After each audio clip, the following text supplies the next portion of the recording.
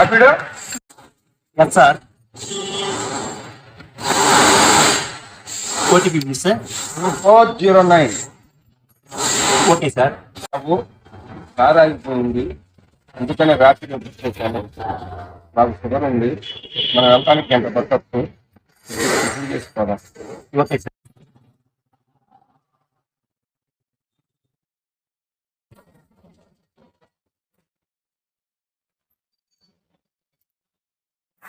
బాబు stop. Sir బాబు నా దగ్గర 500 రూపాయల నోటు ఉంది, చిల్లర లేదు. టిఫిన్ హోటల్లో బిల్లు నువ్వు కట్టు, నేను అక్కడ ఇస్తాను నీకు. అలాగే ఇస్తాను. కాదు బాబు, షుగర్ టాబ్లెట్ తీసుకోవాలి, వాటర్ కావాలి, టిఫిన్ డబ్బులు వాటర్ డబ్బులు నీకు అక్కడ ఇస్తాను. 500 రూపాయలు చిల్లర లేదు కదా.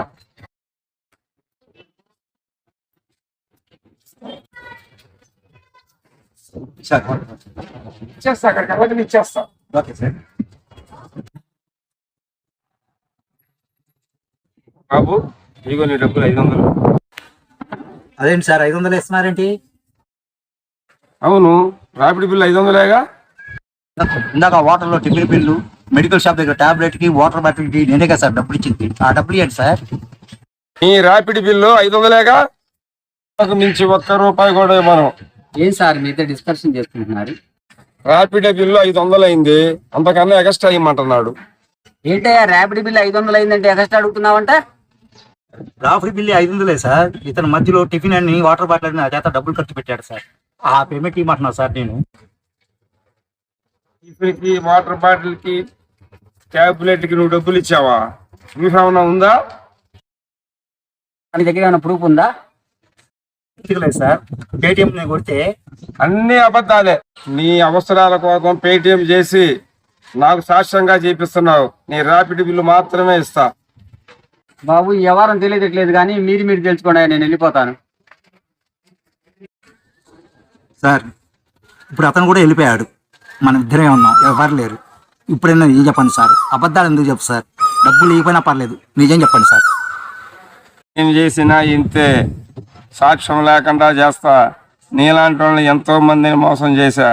బిల్లుకి మించి ₹1 ఇయ్యను. పో, నేను వేరే రాపిడోని పిలిపించుకోవాలి. సాక్ష్యం లేకుండా చేస్తా. నీలాంటి వాళ్ళని ఎంతో మందిని మోసం చేశా. బిల్లుకి మించి ₹1 ఇయ్యను. ఈ సాక్ష్యం సరిపోతుందా? ఇప్పుడు డైరెక్ట్గా నేను పోలీస్ స్టేషన్కి వెళ్ళి కేసు పెడతానికి వెళ్తున్నా. సారికి క్షమించు, ఎవరిని మోసం చేయను. జీవితంలో ఎప్పుడు ఇటువంటి పని చేయను. మా అమ్మ మీద ఒట్టు. పోలీస్ స్టేషన్ మటుకు వెళ్ళమాక. నా అమ్మ తోడేసావు కాబట్టి నేను పోలీస్ స్టేషన్కి తీసుకోకుండా వదిలిపెడతాను. నీలాంటి మోసగాల వల్లే మీ ఎవరికి ఎలాంటి సహాయం చేయలేకపోతున్నారు. అలాంటి వాళ్ళని మోసం చేస్తే ఏమొచ్చిద్దన్న? పైన భగవంతుడు అన్ని చూస్తూనే ఉన్నాడు. మీలాంటి వాళ్ళు ఎన్ని మోసాలు చేస్తున్నా మేము సహాయం చేస్తూనే ఉంటాం. తమ్ముడు, ఎప్పుడు ఇటువంటి తప్పు చేయను. నన్ను క్షమించు తమ్ముడు.